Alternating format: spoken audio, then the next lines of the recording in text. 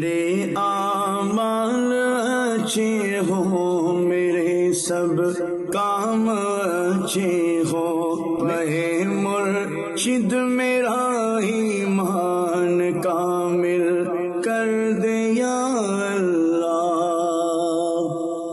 الحمدللہ رب العالمین والصلاة والسلام علی سید المرسلین، اما بعد فاعوذ باللہ من الشیطان الرجیم، بسم اللہ الرحمن الرحیم۔ الصلاة والسلام علیک یا رسول اللہ وعلی آلک واصحابک یا حبیب اللہ۔ الصلاة والسلام علیک یا نبی اللہ وعلی آلک واصحابک یا نور اللہ۔ درود پاک پڑھنے کے بے شمار فضائل و برکات ہیں۔ مصطفیٰ جان رحمت، شمع بزم ہدایت صلی اللہ تعالی علیہ وسلم کی ذات وہ ذات ہے کہ جن پر درود پڑھنے کا حکم ہمیں قرآن دیتا ہے۔ یعنی درود پڑھنا بیسیکلی یہ قرآن کے حکم کو فالو کرنا ہے، اس حکم کو بجا لانا ہے۔ قرآن پاک میں بہت سارے احکام ہیں، کئی جگہوں پر اللہ نے نماز پڑھنے کا حکم دیا، روزہ رکھنے کا حکم دیا، زکوٰۃ دینے کا حکم دیا، بہت سارے احکام ہیں، but there is no any order other than درود پاک۔ اللہ تبارک و تعالی نے کیا فرمایا؟ ذرا قرآن میں یہ آیت درود سنیے گا، اس سے اندازہ ہوگا کہ کتنا امپورٹنٹ ہے درود پڑھنا۔ اللہ قرآن میں فرماتا ہے ان اللہ وملائکتہ یصلون علی النبی یا ایھا الذین آمنوا صلوا علیہ وسلموا تسلیما۔ ٹرانسلیشن کیا ہے؟ بے شک اللہ اور اس کے فرشتے درود بھیجتے ہیں اس غیب بتانے والے نبی پر، اے ایمان والو تم بھی ان پر درود اور خوب سلام بھیجو۔ اگر آپ پورا قرآن دیکھیں، there are so many orders، بہت سارے ہمارے لیے کمانڈمنٹس ہیں قرآن میں، مگر کہیں رب نے یہ نہیں فرمایا کہ اے مومنو یہ کام میں بھی کرتا ہوں تم بھی کرو۔ اونلی درود پاک یہ وہ عمل ہے کہ جس میں رب یہ فرما رہا ہے کہ بے شک اللہ اور اس کے فرشتے اس نبی پر درود بھیجتے ہیں، اے ایمان والو تم بھی ان پر خوب درود اور سلام بھیجو۔ اب اس میں کیا سیکھنے کو ملا؟ ہاں یقیناً اس کو تھوڑا سا یوں سمجھیے کہ کیٹیگرائز کرنا ہوگا۔ ہمارا درود پڑھنا اور ہے، اللہ کا درود بھیجنا اور ہے۔ ہم درود میں اللہ سے دعا کرتے ہیں اللہ ہمارے آقا و مولا جناب محمد مصطفیٰ صلی اللہ تعالی علیہ وسلم پر رحمت نازل فرما، یہ ہمارا درود ہے، اور اللہ ان پر رحمت نازل فرماتا ہے، یہ رب کی طرف سے درود بھیجنا ہے۔ لیکن آپ کو یہ اندازہ ہونا چاہیے کہ سرور کائنات صلی اللہ تعالی علیہ وسلم وہ عظیم ہستی ہے کہ جن کو ہمارے درود کی حاجت نہیں ہے، ان پر تو شب و روز لمحہ ب لمحہ کروڑوں اربوں درود نازل ہو رہے ہیں، رحمتیں نازل ہو رہی ہیں۔ یہ ہمیں چانس دیا گیا ہے، یہ ہماری قسمت کھل جائے اس لیے کہا گیا کہ تم بھی درود پڑھ لو تاکہ تمہارے بھی مقدر جاگ جائے۔ تو درود پاک یہ وہ وظیفہ ہے۔ بالکل اسی طرح بڑی پیاری بحث کی علماء نے کہ نبی پاک کا جو ہم پر احسان ہے، نبی پاک جو اللہ نے ہمیں بہت بڑی نعمت دی ہے، یہ اس کا ایک شکریہ ادا کرنے کا بھی طریقہ ہے کہ بندہ نبی پاک کے عظیم و جلیل احسانات کا شکریہ ادا کرنے کے لیے ایک ذریعہ یہ بتایا گیا کہ پیارے آقا پر درود پاک پڑھتا رہے، شکر گزار رہے۔ اور حضور اللہ کا کتنا بڑا احسان ہے یہ رب خود قرآن میں بتا رہا ہے۔ رب نے ہمیں کھانا بھی دیا، سانس بھی دی، کپڑے بھی دیے، آنکھیں بھی دی، بہت ساری چیزیں دی۔ کہیں یہ نہ کہا کہ اللہ نے مومنوں پر احسان کیا، مگر جب ہمیں رسول پاک عطا کیے تو اللہ نے قرآن میں کیا فرمایا؟ لقد من اللہ علی المؤمنین اذ بعث فیہم رسولا من انفسہم یتلو علیہم آیاتہ ویزکیہم ویعلمہم الکتاب والحکمت وان کانوا من قبل لفی ضلال مبین۔ سبحان اللہ، اللہ قرآن میں فرماتا ہے یقیناً اللہ نے مومنوں پر احسان فرمایا جب اس نے ان میں سے ایک مکرم رسول بھیجا جو مومنوں پر اس کی آیتیں تلاوت کرتا ہے اور ان کا تزکیہ کرتا ہے اور ان کو کتاب و حکمت سکھاتا ہے، اگرچہ اس سے پہلے وہ کھلی گمراہی میں تھے۔ زمانے کی رہنمائی کے لیے پیارے آقا تشریف لائے اور اللہ نے بتایا مومنوں کو کہ اللہ نے احسان کیا۔ تو اس احسان کا شکریہ کیا ہے کہ بندہ درود پاک پڑھتا رہے، کثرت سے پڑھتا رہے۔ اب یہاں ایک اور بات بڑی خوبصورت کہ اللہ کے فرشتے نبی پاک کی بارگاہ میں درود بھیجتے ہیں۔ کتنے فرشتے ہیں؟ کبھی غور کرنے کی کوشش کی کہ یہ لشکر کتنا بڑا ہے؟ بڑی خوبصورت روایت ہے کہ مدینہ منورہ میں رسول پاک کے دربار میں صبح 70,000 فرشتے حاضری دیتے ہیں، شام 70,000 فرشتے حاضری دیتے ہیں، اور جو صبح آتے ہیں وہ شام نہیں آتے، لائف میں ایک ہی بار حاضری ملتی ہے، یہ بدلیاں ہوتی ہیں تاکہ اللہ کے جتنے فرشتے ہیں سب کی رسول پاک کی بارگاہ میں حاضری ہو جائے، اور رسول پاک کی بارگاہ کی حاضری سبحان اللہ خوش نصیبوں کو نصیب ہوتی ہے۔ سیدی اعلیٰ حضرت بریلی کے تاجدار لکھتے ہیں نا، وہی رب ہے جس نے تجھ کو ہمتن کرم بنایا، ہمیں بھیک مانگنے کو تیرا آستاں بتایا۔ میرے آقا علیہ الصلوۃ والسلام جب دنیا میں ظاہری طور پر تشریف فرما تھے تب بھی گناہوں کے کفارے کا سبب تھے اور رحمت الہی کا سبب تھے، آج بھی مزار پرانوار مسلمانوں کے لیے رحمتوں اور برکتوں کا سبب ہے۔ سبحان اللہ، قرآن میں رب نے حکم فرمایا، یہ اعلیٰ حضرت کہتے ہیں نا ہمیں بھیک مانگنے کو تیرا آستاں بتایا، ایسے نہیں ہے۔ اللہ قرآن میں فرماتا ہے وَلَوْ أَنَّهُمْ إِذْ ظَلَمُوا أَنفُسَهُمْ جَاءُوكَ، ذرا ترجمہ سنیے گا، اللہ قرآن میں فرماتا ہے کہ اور جب وہ اپنی جانوں پر ظلم کریں، گناہ کر کے مسلمان اپنی جانوں پر ظلم کر بیٹھے تو اے محبوب تمہارے حضور حاضر ہو جائیں۔ اللہ نے یہ نہیں فرمایا کہ گناہ ہو جائیں تو میری دربار میں آ جائیں، محبوب تمہارے حضور حاضر ہو جائیں۔ پھر کیا فرمایا؟ فاستغفروا اللہ واستغفر لهم الرسول، اب وہ اللہ سے معافی مانگیں اور ان کے لیے رسول پاک بھی اگر استغفار کر لیں تو پھر کیا ہوگا؟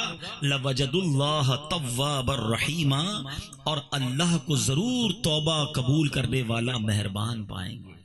سبحان اللہ، رسول پاک کے دربار کی حاضری یہ گناہوں کا کفارہ آج بھی ہے۔ مگر میں بتانا یہ چاہ رہا تھا 70,000 صبح ہیں، 70,000 شام ہیں، ماشاءاللہ کاروباری لوگ بیٹھے ہیں، try to calculate daily 140,000، 1,40,000 فرشتے رسول پاک کے دربار میں حاضری دیتے ہیں۔ اب آپ کیلکولیٹ کر لیں مہینے کے کتنے ہوئے، سال کے کتنے ہوئے، 1450 سال ہو گئے روز حاضری ہو رہی ہے، اور صبح قیامت تک ہوتی رہے گی۔ اللہ کے فرشتے اتنے ہیں کہ nobody have a power to count angels، ہم فرشتوں کو گن ہی نہیں سکتے، مگر یہ سارے فرشتے کر کیا رہے ہیں؟ ان اللہ و ملائکتہ یصلون علی النبی، نبی پاک پر درود بھیج رہے ہیں۔ تو پھر ہمیں بھی چاہیے کہ جو کام فرشتے کر رہے ہیں، رسول پاک کے در کی برکتیں وہ بھی لوٹ رہے ہیں، ہم بھی درود پاک اپنی زندگی میں شامل کریں۔ آج چونکہ مختلف شعبے سے تعلق رکھنے والے لوگ ہیں، بزنس کمیونٹی کے بھی لوگ ہیں، میں آج آپ کو ایک قرآنی واقعہ سنانا چاہتا ہوں، اور اس واقعے سے ہمیں لیسن کیا ملتا ہے، یہ میرا آج کا ٹاپک ہوگا۔ قرآن پاک اللہ کی کتاب اور ہم سب کے لیے راہ نجات اور سرچشمہ ہدایت ہے۔ انفارچونیٹلی آج دنیا کی بہت ساری معلومات ہمارے پاس ہیں، ہم بہت ساری لینگویجز بول لیتے ہیں، بہت سارے قانونی معاملات کو دیکھ لیتے ہیں، انٹرنیشنل رولز اینڈ ریگولیشنز کو جانتے ہیں، بہت سارے لوگ ایسے ہوں گے جو گورنمنٹ کے بہت سارے رولز اینڈ ریگولیشنز کو سمجھتے ہوں گے۔ ہم امپورٹ کرتے ہیں تو ہمیں ایل سیز اور ڈیمریج اور ڈیٹینشنز سب چیزوں کے بارے میں پتہ ہوتا ہے، ایکسپورٹ کرتے ہیں تو اس کی فارورڈنگ اور اس کے سارے معاملات، وہاں پر کیا ریبیٹ ہے، وہاں پر کیا قوانین ہے، وہ سارے پتہ ہیں۔ مگر بینگ اے مسلم ہمیں قرآن کتنا آتا ہے؟ قرآن تو ہمارے لیے نازل ہوا نا، حدیث پاک کا مضمون ہے وہ دل ویران ہے جس میں کچھ قرآن نہیں ہے۔ ہم سوچیں کہ ہم میں سے کتنے لوگ ایسے ہیں جنہوں نے پورا قرآن پڑھ لیا ہے اور پڑھنے کے بعد اس کو سمجھ لیا ہے کہ اللہ نے کیا فرمایا ہے۔ اچھا، بعض اوقات لوگ یہ ایکسکیوز کرتے ہیں کہ جناب مسئلہ یہ ہے کہ قرآن تو عربی میں ہے نا، اس لیے ہم نہیں پڑھ سکتے۔ تو جناب ٹرانسلیشنز بھی ہو گئے ہیں، علماء نے تفسیریں بھی لکھ دی ہیں، تو پھر ہم کیوں نہیں پڑھ سکتے؟ تو ہمیں یہ سوچنا ہے کہ ہمیں جب دنیا میں بہت سارے انگلش ڈاکیومنٹس ہم پڑھ لیتے ہیں، بہت سارے ملکوں میں کام نہیں تھا تو اس ملک کے بارے میں کچھ نہیں پتا تھا، لیکن جب کام اس ملک سے ہو گیا تو اس ملک کے ڈاکیومنٹس بھی ہم نے کسی سے ٹرانسلیٹ کروا لیے، سمجھ لیے۔ تو زندگی میں بہت ساری چیزیں ہمیں نہیں آتی تھی، ہم نے سیکھ لیں۔ تو قرآن تو ہم مسلمانوں کے لیے ضروری تھا نا، ہم نے اس کو کتنا سیکھنے کی کوشش کی۔ اللہ تعالیٰ نے قرآن میں پچھلی قوموں کے واقعات بیان کیے، اور اس لیے کیے کہ اس ایکسپیرینس کو تم دیکھ لو کہ ان قوموں نے جو جو غلطیاں کی تم نہ کرنا، تاکہ جو ان کا رزلٹ آیا ان کا۔ اب مثال کے طور پہ کرونا وائرس کی بات کر لیتے ہیں، ہمیں کیسے پتا چلا کہ یہ کن چیزوں سے پھیل رہا ہے؟ ہم کیسے سمجھ رہے ہیں کہ جناب کن کن چیزوں سے بچنا ہے؟ ٹھیک ہے نا، کیونکہ چائنا کے اندر پرابلم ہوئی، انہوں نے اس کو ڈیٹیکٹ کیا، اب اس پر ریسرچ کی، جتنی معلومات دنیا میں شیئر ہو رہی ہے، لوگ اب اس بات کو پہلے سے اب زیرو سے نہیں چل رہے، اب اس سے آگے چل رہے ہیں کہ ان چیزوں سے بچنا ہے، ہاتھ زیادہ واش کریں، کھانسی زکام والے بندے سے تھوڑا دور رہیں، ایک دوسرے سے انٹریکشن کم کریں۔ یہ باتیں ہمیں انہوں نے تجربہ کر لیا، اب ہم اس سے آگے کی بات کر رہے ہیں، اس سے پہلے کی بات نہیں کر رہے۔ دنیا میں ہم اسی طرح چلتے ہیں، لیکن قرآن نے ہمیں پچھلی قوموں کے واقعات سنا دیے کہ دیکھو اس قوم نے یہ گناہ کیا، ان پر یہ عذاب آیا، انہوں نے یہ غلطی کی، تم نہ کرنا۔ اس قوم نے جب اللہ کی یہ نافرمانی کی وہ برباد ہو گئی۔ مگر بس مسئلہ یہ ہے کہ ہم قرآن پڑھتے ہی نہیں ہیں، پچھلی قوموں کے معاملات پتہ نہیں ہیں، اور جن کو پتہ ہے وہ بچتے نہیں ہیں۔ یعنی آج کے دور میں اگر دیکھیں تو پچھلی قوم میں ایک بندہ بدکاری کرتا قوم پر عذاب آ جاتا۔ آج ہماری قوم میں وہ ہر برائی موجود ہے جو پچھلی قوموں میں تھی، اور ہم کہتے ہیں پتہ نہیں کیوں برکت نہیں آتی، کیوں ہماری ٹینشنیں دور نہیں ہوتی، کیوں ہماری بیماریاں دور نہیں ہوتی۔ اب میں آج آپ کو قوم شعیب کا واقعہ سنانا چاہتا ہوں جو قرآن پاک میں موجود ہے، اور اس کی تفصیل 12ویں پارے میں سورہ ہود میں بھی آپ پڑھ سکتے ہیں، سورہ آراف میں بھی اس قوم کا واقعہ موجود ہے۔ اب ذرا مختصر میں آپ کو یہ واقعہ سناؤں گا، پھر اس کے ملنے والا میسج، یہ کنکلوژن ہوگا میرے بیان کا۔ اللہ تبارک و تعالیٰ قرآن مجید میں 12ویں پارے میں ارشاد فرماتا ہے، وَإِلَىٰ مَدْيَنَ أَخَاهُمْ شُعَيْبًا قَالَ يَا قَوْمِ اعْبُدُوا اللَّهَ مَا لَكُم مِّنْ إِلَٰهٍ غَيْرُهُ۔ اور مدین کی طرف ان کے ہم قوم شعیب کو بھیجا، اور انہوں نے کہا ہے میری قوم اللہ کی عبادت کرو، اس کے سوا تمہارا کوئی معبود نہیں۔ وَلَا تَنْقُصُوا الْمِكْيَالَ وَالْمِيزَانَ إِنِّي أَرَاكُمْ بِخَيْرٍ وَإِنِّي أَخَافُ عَلَيْكُمْ عَذَابَ يَوْمٍ مُحِيطٍ۔ پہلے ان کو بتوں کی پوجا سے روکا، پھر فرمایا اور ناپ تول میں کمی نہ کرو، بے شک میں تمہیں خوشحال دیکھ رہا ہوں، اور بے شک مجھے تم پر گھیر لینے والے دن کے عذاب کا ڈر ہے۔ آپ نے قوم کو ڈرایا بھی اور سمجھایا بھی کہ دیکھو ناپ تول میں کمی نہ کرنا، حلال کمانا، جھوٹ بول کر کام نہ کرنا۔ اب اس قوم نے کیا کہا؟ یہ آیت میں آتا ہے قالوا یا شعیب اصلاتک تأمرک ان نترک ما یعبد آباؤنا۔ اے شعیب کیا تمہاری نماز تمہیں یہ حکم دیتی ہے کہ ہم اپنے باپ دادا کے خداؤں کو چھوڑ دیں؟ او ان نفعل فی اموالنا ما نشاء انک لانت الحلیم الرشید۔ قوم کہتی ہے اور اپنے مال میں مرضی کے مطابق عمل نہ کرے۔ واہ بھائی تم بڑے عقل مند اور نیک چلن ہو۔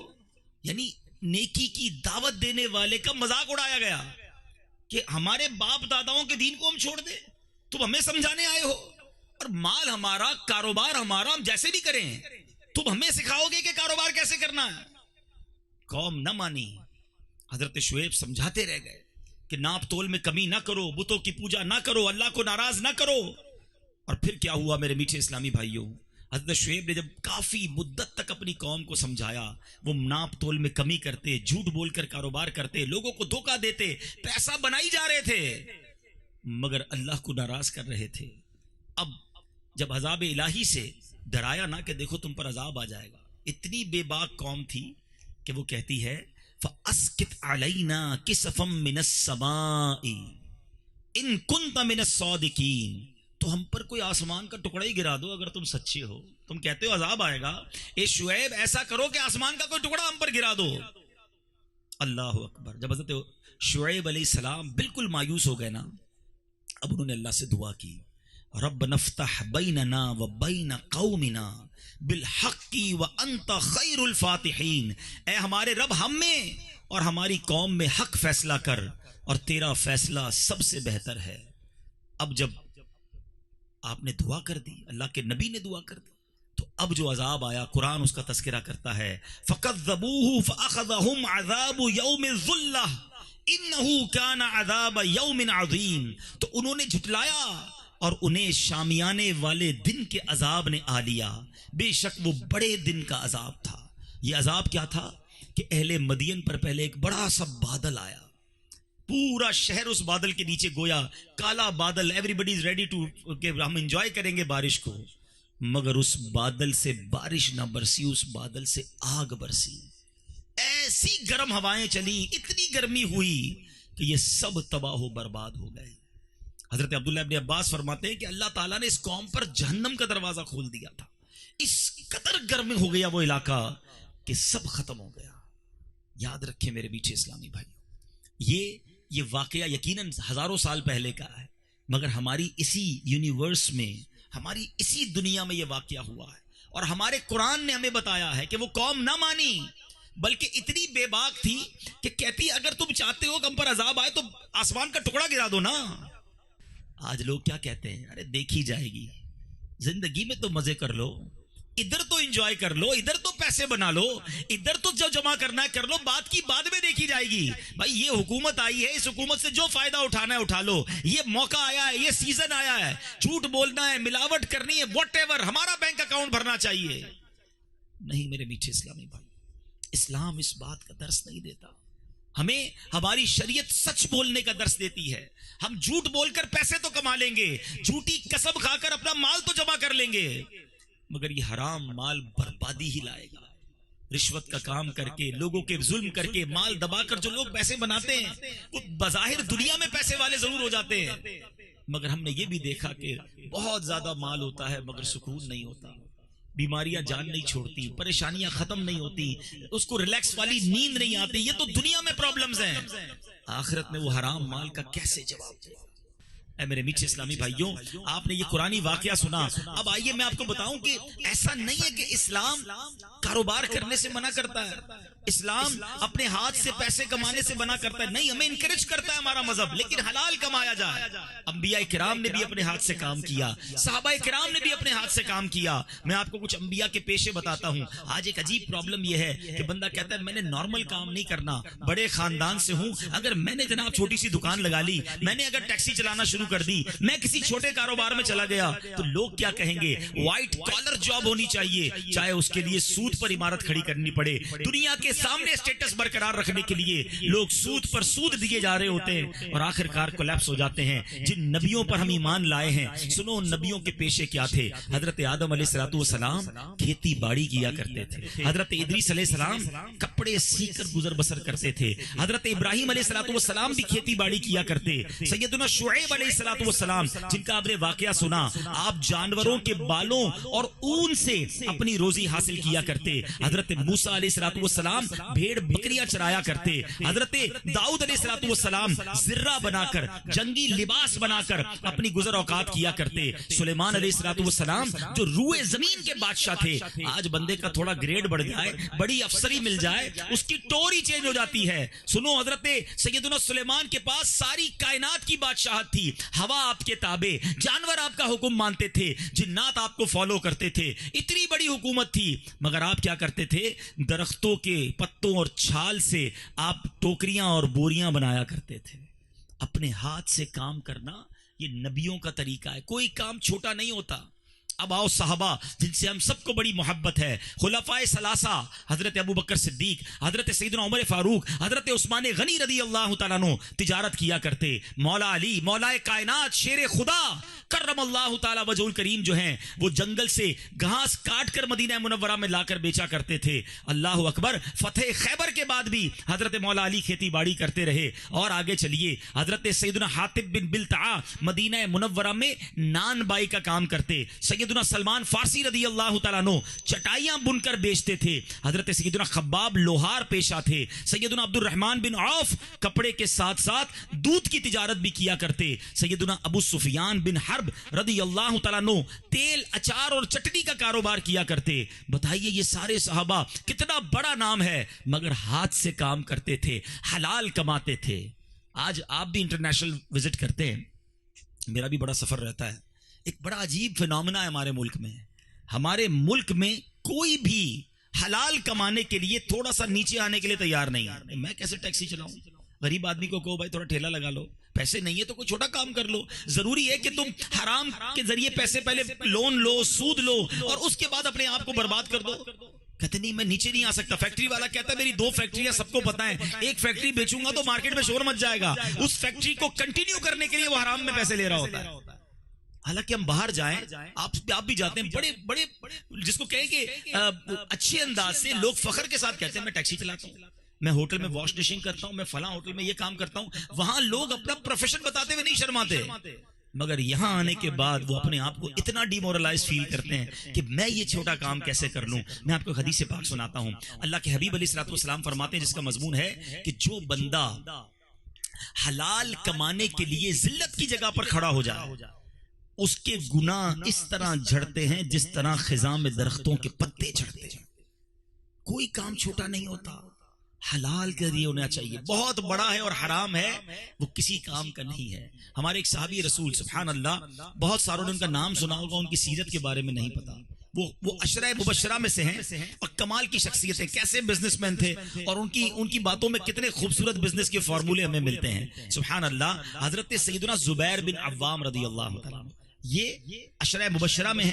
نبی پاک علیہ الصلوۃ والسلام کی پھوپھی حضرت صفیہ کے فرزند ہیں، یعنی نبی پاک کے کزن ہوئے، پھوپھی زاد بھائی ہوئے.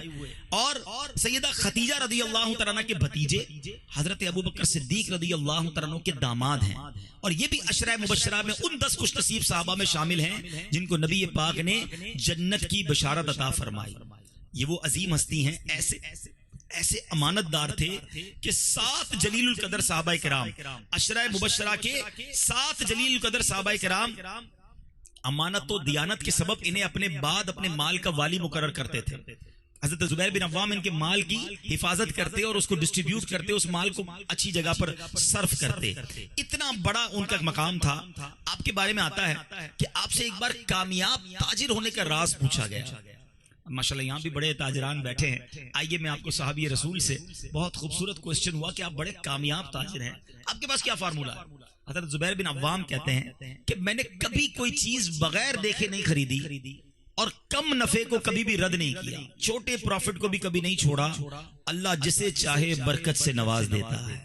آپ نے چیز خریدتے وقت دیکھ کر وہ چیز خریدی اور کم پروفٹ کو بھی گوارا کیا. بندہ کہتا نہیں بھائی ایک ہی باری میں بہت سارا کمانا ہے. جو زیادہ کمانے کے چکر میں جاتا ہے بعض اوقات اس کا مال نہیں بکتا. تھوڑے نفع پر بھی بندہ اگر بزنس کرتا رہے اللہ اس میں برکت ڈال دیتا ہے. صدر الشریعہ بدر الطریقہ مفتی امجد علی اعظمی جو ہیں انہوں نے بڑا پیارا ایک جائزہ پیش کیا کہ انسانوں کی ضروریات جتنی زیادہ ہیں ان کو حاصل کرنا اتنا ہی دشوار ہے. تو اگر کوئی شخص اپنی تمام ضروریات پوری کرنے کے لیے اکیلا ہی سارے کام کرنے بیٹھ جائے، مثلا خود ہی کھیتی باڑی کرے، پھر اناج بھی خود پیسے، کپڑا بھی خود بن کر سیے، تو شاید ناکام ہو جائے اور اپنی زندگی کی ایام بآسانی نہ گزار سکے. لہٰذا اس میں اللہ عز و جل کی حکمت ہے کہ اس نے تمام انسانوں کو مختلف شعبوں اور متعدد قسموں میں تقسیم فرما دیا کہ ہر ایک جماعت اپنا اپنا کام کرے اور سب کے مجموعے سے تمام لوگوں کی ضروریات پوری ہوں. مثلا کوئی کھیتی باڑی کرتا ہے تو کوئی کپڑا بنتا ہے، کوئی اپنے ہاتھ سے دوسرے کام کرتا ہے. جس طرح کھیتی باڑی کرنے والے کو کپڑے کی ضرورت ہوتی ہے اس طرح کپڑا بننے والے کو اناج کی ضرورت ہوتی ہے. ایک دوسرے کے محتاج ہوتے ہیں لوگ، ایک دوسرے کی ضرورت پیدا ہوتی ہے اور اس طرح ایک دوسرے کے پاس پہنچتے ہیں، خرید و فروخت ہوتی ہے اور سب کی حاجتیں پوری ہو جائیں. اللہ نے یہ نظام ہی ایسے بنایا ہے. لیکن قرآن میں رب فرماتا ہے وَجَعَلْنَا النَّهَارَ مَعَاشًا، اور دن کو روزگار کے لیے بنایا. ایک اور جگہ فرمایا فَانْتَشِرُوا فِي الْأَرْضِ وَابْتَغُوا مِنْ فَضْلِ اللَّهِ، اور تو زمین میں پھیل جاؤ اور اللہ کا فضل تلاش کرو. آلویز انکریج کیا گیا ہے اپنے ہاتھ سے کام کرنے کو، کاروبار کو، مگر ساتھ ساتھ یہ فرمایا کہ حلال کمانا، سچ بولنا. کاروباری لوگوں میں ایک بڑا پرابلم اور بھی ہے کہ وہ حسد میں گرفتار ہو جاتے ہیں، جیلسی میں گرفتار ہو جاتے ہیں کہ جب اللہ کسی کو نوازتا ہے تو دوسرا بندہ دیکھ نہیں سکتا. یاد رکھیں یہ وہ برائی ہے کہ نبی پاک فرماتے ہیں کہ حسد نیکیوں کو اس طرح کھا جاتا ہے جس طرح آگ لکڑی کو کھا جاتی ہے. سردیوں میں آپ لکڑی جلائیں تھوڑی دیر میں لکڑی ختم ہو جاتی ہے، مگر آج پرابلم یہ ہے کہ آج کسی کو ایک فیکٹری اور لگ جائے ٹینشن شروع ہو جاتی ہے. اچھا ایک اور فیکٹری لگا لی، اس نے ایک اور دکان لے لی، ارے ابھی تو گاڑی لی تھی ایک اور گاڑی لے لی، اچھا ایک اور گھر بنا لیا، کراچی میں بھی گھر بنا لیا. اس کو ترقی ملتی ہے اور ہمیں پرابلم کیوں ہوتی ہے؟ خدا را کسی کی ترقی پر ہمیں تکلیف نہیں ہونی چاہیے کیونکہ عزت دینے والا، دولت دینے والا، شہرت دینے والا رب ہے. اللہ دے رہا ہے، ہمیں کیا پرابلم ہے؟ اور جو بندہ حسد میں گرفتار ہوتا ہے نا اپنی نیکیاں تو برباد کرتا ہی کرتا ہے، ساتھ ساتھ اس کے جناب سکون بھی چلا جاتا ہے. تو ہمیں کبھی بھی کسی کی ترقی میں پرابلم نہیں ہونی چاہیے. اگر اللہ کسی کو دے رہا ہے آپ یہ دعا کریں کہ اللہ اس کو بھی دے اور مجھے بھی عطا فرما. حسد حرام کیوں ہے کہ بندہ چاہتا ہے اس کا چھن کر مجھے مل جائے، یہ برباد ہو جائے. ایسے دل گندے ہو گئے لوگوں کے کہ جس سے حسد ہے اگر اس کو کسی طرح کوئی نقصان ہو جائے نا تو لوگ کہتے ہیں یار اب مزہ آیا، برباد ہوا نا، اس کی فیکٹری پہ آگ لگ گئی، اس کا کاروبار تباہ ہو گیا، اس کا نام خراب ہو گیا، اس کا اسکینڈل بازار میں آ گیا. نہیں میرے بیٹے اسلامی بھائی، مسلمان کسی کا برا چاہنے والا نہیں ہوتا. اور یہ ہمیشہ یاد رکھیے گا جو دوسرے کا برا چاہے گا نا اس کا خود بھی برا ہو جا رہا ہے، وہ خود بھی برباد ہونا ہے. اللہ نے اگر اسے نوازنا ہے ساری دنیا کسی کے پیچھے پڑ جائے، جسے رب نے عزت دینی ہے وہ معزز ہی بننا.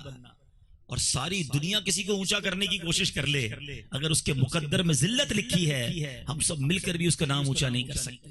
تو اگر رب کسی کو عزت دے رہا ہے، آپ کو لگتا ہے یار کل لاڑکانہ میں کوئی نہیں پہچانتا تھا، آج ساری دنیا میں اس کا نام ہو گیا، کل ہماری مارکیٹ میں آیا اور آج ہم سے آگے بڑھ گیا، سیاست اس نے شروع تھوڑے دنوں پہلے کی اور آج سب سے آگے بڑھ گیا، اللہ عزت دے رہا ہے، آپ کیوں تکلیف میں آ رہے ہیں؟ آپ رب سے یہ دعا کریں کہ یا اللہ مجھے بھی نواز دے، اس میں حرج نہیں ہے، مگر وہ برباد ہو جائے، اس کا کام خراب ہو جائے یا اس کی ترقی میں مجھے ٹینشن ہو، یہ گندے دل کی نشانی ہے. یہ دل میں حسد طاری ہو گیا.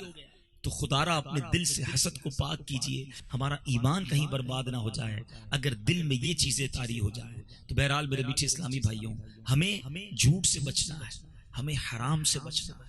ایک بات یاد رکھ لیجئے، دانے دانے پہ لکھا ہے کھانے والے کا نام. ایک جملہ آج ہو سکے تو یاد کر کے جانا کہ جو میرے نصیب میں ہے نا وہ مجھ سے کوئی چھین نہیں سکتا، اور جو میرے نصیب میں نہیں وہ مجھے کوئی دے نہیں سکتا. میں کچھ بھی کر لوں اگر نصیب میں نہیں تو ملنا نہیں ہے، تو انتظار کیوں نہ کر لوں حلال کا؟ کیوں حرام کی طرف جاتے ہیں؟ کیوں رشوت؟ کیوں سود؟ کیوں جھوٹ؟ اللہ کرے کہ ہمارا یہ ذہن بن جائے کہ جو میرے مقدر میں ہے وہ حلال میں رب نے لکھ رکھا ہے، بس تھوڑا سا انتظار کرنا ہے، تھوڑا سا ویٹ کرنا ہے، وہ حلال کے ذریعے مجھے ملے گا. اس کو اس طرح سمجھیے کہ ایک بار مولا علی کرم اللہ تعالی وجہ الکریم ایک جگہ نماز پڑھنے گئے. آپ کے پاس آپ کا جو لباس تھا، جو آپ کا گاؤن سمجھ لیں، آپ نے کسی شخص کو پکڑایا کہ اس کو پکڑو میں نماز پڑھ کے آؤں. آپ جب نماز پڑھ کے واپس آئے تو وہ شخص غائب ہو گیا، آپ کا لباس لے کر ہی چلا گیا، چوری کر گیا. آپ کو بڑا افسوس ہوا. تھوڑی دیر آگے گئے تو ایک دکان پر وہی لباس آپ نے لٹکا ہوا دیکھا. آپ نے دکاندار سے پوچھا لباس کہاں سے آیا ہے؟ کہا ابھی ایک بندہ آیا وہ بیچ کر گیا ہے. کہا کتنے کا بیچا؟ کہا 2 درہم کا. مولا علی فرماتے ہیں کہ افسوس، اس شخص کے لیے اللہ نے 2 درہم حلال کے رکھے تھے. میں نماز پڑھنے گیا تھا، میں نے ذہن بنایا تھا کہ واپس آ کر اس بندے کو 2 درہم تحفے میں دوں گا کہ میرا لباس سنبھالا ہے. تھوڑی جلدی کی، اس نے وہی لباس حرام کے ذریعے 2 درہم کما لی. یہی ہم سے غلطی ہو رہی ہے جو میں سمجھ نہیں آ رہی ہے کہ جو میرے نصیب میں ہے وہ مجھے مل کر رہے گا، کوئی نہیں چھین سکے گا، اور نصیب میں نہیں وہ مجھے کوئی دے نہیں سکتا. تو میں کیوں نہ سیدھے راستے پہ رہوں، میں کیوں نہ حلال کماؤں اور اپنے رب کی بارگاہ سے برکتیں حاصل کروں. بڑے بڑے مفتیان کرام، علماء کے فضائل آپ نے سنے ہوں گے. آؤ میں آپ کو تاجر کے فضائل سناتا ہوں. بزنس مین کی فضیلت حدیث میں موجود ہیں. اللہ کے حبیب علیہ الصلوۃ والسلام فرماتے ہیں سچا امانت دار تاجر انبیاء، صدیقین اور شہداء کے ساتھ قیامت میں ہوتا ہے. قیامت کے دن سچا اور امانت دار تاجر. only 2 conditions for the business community، کہ سچ بولنا، امانت سے کام کرنا. قیامت میں انبیاء، صدیقین اور شہداء کا ساتھ ملے گا. مگر آج حال کیا ہے؟ اپنے دل سے پوچھیے. جلدی پیسے والا بننا ہے، شارٹ کٹ چاہیے. نہیں جناب، یہ شارٹ کٹ کہیں جہنم کی آگ میں نہ پہنچاتے. بزنس کرنا ہے تو سیکھو حضرت عثمان غنی رضی اللہ تعالیٰ عنہ سے. کیا بزنس کرتے تھے؟ اللہ کی راہ میں کتنا دل کھول کر خرچ کرتے تھے. آج افسوس کے ساتھ کہنا پڑ رہا ہے کہ جیسے جیسے کوئی بھی بیماری آتی ہے تو اس سے ریلیٹڈ چیزیں ذخیرہ کرنا لوگ شروع کر دیتے ہیں. اب یہ دوائیں زیادہ بکیں گی، اس میں پیسہ بن جائے گا. ہم دنیا میں لوگوں کو تکلیف پہنچا کر مال کمانا چاہ رہے ہوتے ہیں. دیکھو کامیاب تاجر کیسے تھے. مدینہ منورہ میں ایک بار قحط آ گیا، لوگ بھوکے ہو گئے، کھانے کو نہیں تھا. لوگ حضرت ابوبکر صدیق کے پاس آئے کہ حضور کھانا نہیں ہے، اناج نہیں ہے، کچھ کیجئے. آپ نے فرمایا صبر کرو، اللہ پاک کرم کرے گا. اب جب شام ہوئی تو حضرت عثمان غنی رضی اللہ تعالیٰ عنہ نے اونٹ امپورٹ کیے تھے. غلے سے لدے ہوئے اونٹ دوسرے ملک سے آ گئے. اب آج کے دور میں یوں سمجھیے کہ اللہ نہ کرے لاڑکانہ میں ایسا وقت آئے کہ کھانے کو نہ ہو اور کسی ایک فوڈ اسٹف کمپنی کے پاس 100 ٹرک بھرے ہوئے کھانے کے آ جائیں. اس کے تو ہمارے نہیں آ رہے ہو جائیں گے نا، مناپلی ہے. جس ریٹ میں بیچے، مدینے کے سارے تاجر پہنچ گئے حضرت عثمان غنی کے گھر. کہتے حضور یہ جو سامان آیا ہے نا یہ آپ ہمیں بیچ دیں، مدینے میں لوگ بڑے بھوکے ہیں، ان کو کھانا مل جائے گا، ہمارا کاروبار ہو جائے گا. عثمان غنی فرماتے بتاؤ تم مجھے اس مال کو کتنے میں خریدو گے، کتنا پروفٹ دو گے؟ کہ حضرت ایسا کریں آپ 10 کے 12 لے لیں، 20% پروفٹ لے لیں اور ہمیں یہ سارا مال دے دیں. تو حضرت عثمان غنی نے فرمایا کہ مجھے تو اس سے زیادہ مل رہا. آپ نے کہا اچھا آپ 10 کے 14 لے لیں، 40% پروفٹ لے لیں. کہا مجھے اس سے بھی زیادہ مل رہا. کہا اچھا آپ 10 کے 15 لے لیں، 50% پروفٹ لے لیں. فرمایا مجھے اس سے بھی زیادہ مل رہا ہے. تو لوگوں نے کہا حضور آپ کو اس سے زیادہ کون دے سکتا ہے؟ سارے مدینے کے تاجر تو آپ کے گھر میں بیٹھے ہیں، جتنے سپلائر ہیں غلہ منڈی والے تو آپ کے پاس ہیں، ہم 50% پروفٹ دے رہے ہیں، آپ کہہ رہے ہیں اس سے زیادہ مل رہا ہے، کون دے رہا ہے آپ کو یہ پروفٹ؟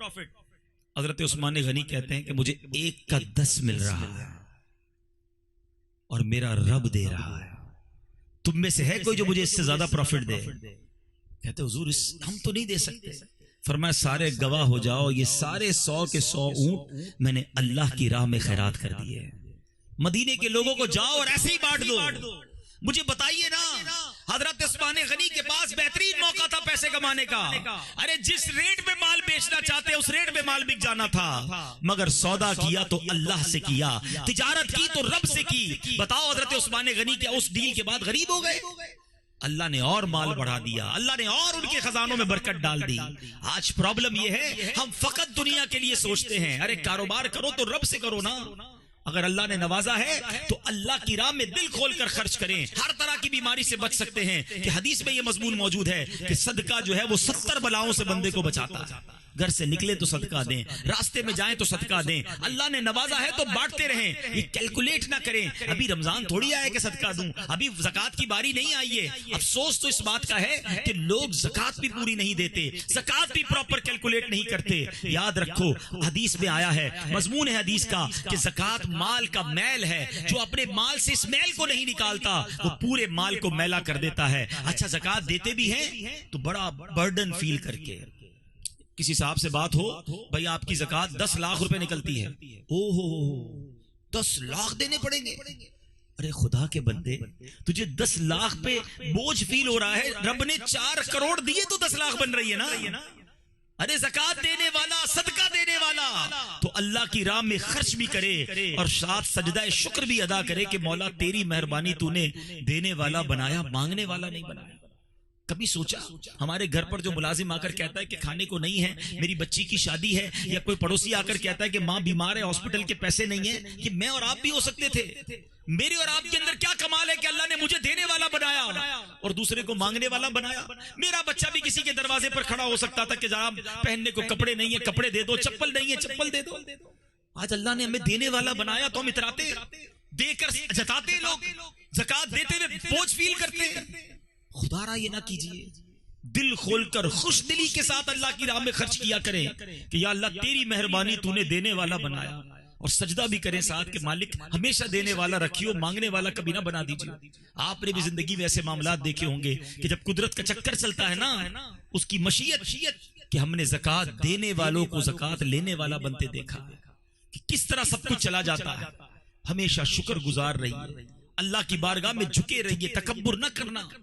قرآن کہتا ہے یا ایھا الذین آمنوا لا تبطلوا صدقاتکم بالمن والاذی، اے ایمان والو اپنے صدقے باطل نہ کرو تکلیف دے کر اور احسان جتا کر۔ آج یہ بھی بڑا پرابلم ہے، صدقہ دینا ہے سب کو بتانا بھی ہے، میں نے فلاں قریب کے گھر بنایا، میں نے اپنے ملازم کی شادی کروا دی، میں نے اس کو قرضہ دیا، بعد میں بھی وہ شخص آئے تو اسے یاد دلاتے، یاد ہے نا نوکری میں نے لگائی تھی، بھول تو نہیں گیا تجھے گھر میں نے دیا تھا، ارے یاد ہے جب تو چپل پہن کر آیا تھا اور میں نے تجھے کاروبار سکھایا تھا۔ ختم، یہ صدقہ گیا آپ کا، یہ آپ نے دل آزاری بھی کی اور صدقہ بھی باطل کر دیا۔ قرآن کہتا ہے کہ صدقہ دے کر احسان نہ جتانا، مگر آج عجیب مائنڈ سیٹ ہے۔ ارے ہمارے اسلاف ایسے ہوتے تھے کہ چھپ کر کسی کی مدد کرتے، اسے پتہ بھی نہیں چلتا تھا کہ کون ہے جو مدد کر گیا۔ اللہ کرے کہ یہ ہمیں اخلاص نصیب ہو جائے۔ تو بہرحال میرے میٹھے اسلامی بھائیوں، باتیں تو بہت ساری ہیں کرنے والی، مگر آج چونکہ بزنس کمیونٹی کے لوگ موجود ہیں، اگر آپ چاہتے ہیں کہ اللہ آپ کے کام میں اور برکت ڈال دے، آپ چاہتے ہیں آپ سکون کی لائف گزاریں، آپ چاہتے ہیں کہ آپ نظر بد سے بچیں، زوال نعمت سے بچیں، تو خدا را حلال کی طرف ہی رہیے گا، حرام سے ہمیشہ دور رہیے گا، کبھی جھوٹ نہ بولیں، دوسروں سے حسد نہ کریں، اور آپ چاہتے ہیں کہ یہ برکت بڑھتی رہے تو خوب اللہ کی راہ میں خرچ کریں۔ حدیث پاک میں اللہ کے حبیب نے قسم اٹھا کر فرمایا کہ میں قسم کھا کر کہتا ہوں اللہ کی راہ میں خرچ کرنے سے مال کم نہیں ہوتا۔ تو یہ کنفرم ہے کہ آپ خرچ کریں گے آپ کا مال ملٹی پلائی ہوگا، یہ اللہ کے ساتھ کاروبار ہے، اللہ وہ دل عطا کر دے۔ اور الحمدللہ دعوت اسلامی یہی میسج دنیا بھر میں عاشقان رسول کو دے رہی ہے۔ صدقہ و خیرات کا سلسلہ شروع ہو، اپنی زکوٰۃ کی کیلکولیشن کرنا شروع ہو، زکوٰۃ جتنی بنتی ہے اس سے زیادہ نکالیں، ताकि हम पर कोई बोझ ना रहे। दावत इस्लामी जे लाइ काफ़ी असां कंट्रीब्यूट बि कयूं था ऐं सपोर्ट बि कयूं पिया। एक्चुअली जेको आहे मदद दावत इस्लामी जी नथी कई वञे, एक्चुअली त असां पंहिंजे लाइ आख़िरत जी जेको आहे तयारी था कयूं ऐं पंहिंजी ई मदद था कयूं। रिक्वेस्ट आहे त जीअं लाड़काणे जा माण्हू अची दावत इस्लामी जी जेको आहे थोरी हेल्प कनि ऐं हुनखे सपोर्ट कनि त जीअं इन कम खे अॻिते वधाए सघिजे। हाई साहब जेको आहे न हिते सिर्फ़ु लाड़काणे जे लाइ आयो आहे। तव्हां पाण पंहिंजे शहर खे तवजो ॾियो, हिते जेके ॿारनि में या तालीम में या दीन में कमी आहे उनखे तव्हां पूरी कयो, उनखे पूरी करण लाइ दावत इस्लामी जो साथ ॾियो ऐं इंशा ताला असां बि साथ ॾींदासीं। हिते दीन जी कमी आहे उनखे इंशा ताला असां सभई मिली करे पूरो कंदासीं। अल्लाह साईं तव्हां ख़ुशि रखंदो, तव्हां पंहिंजी दीन जी ख़िदमत कयो। मेरे आमाल अच्छे हो, मेरे सब काम अच्छे हो, रहे मुर्शिद मेरा